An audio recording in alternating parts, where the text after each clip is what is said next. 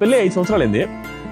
5 years అయితే 5 years నుంచి ఏ రోజైతే నా వైఫ్ ఇది చేయొద్దు, ఇది నీకు నెగిటివ్ అవ్వచ్చు, ఇది నీకు తిప్పి కొట్టచ్చు, దీంట్లో దిగొద్దు, నీకు లాస్ రావచ్చు, ఇది చేయొద్దు, నా వైఫ్ నో అని నేను చేసినవి ఏది కూడా నాకు కలిసి రాలేదు. నేను ఫ్యూ మంత్స్ బ్యాక్ డిసైడ్ అయింది ఏంటంటే వైఫ్ మాట వినాలి. ఎందుకంటే మనము టెన్షన్లో డెసిషన్ తీసుకోవచ్చు, మన భార్య మాత్రం మన చెడు కోరుకోదు, మన మంచిగా కోరుకుంటుంది.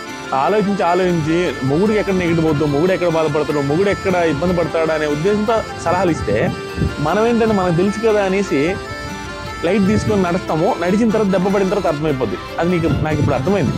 ఈ వీడియో చేయడానికి రీజన్ ఏంటంటే భార్యల మాట వింటే ఖచ్చితంగా మంచి జరుగుద్ది.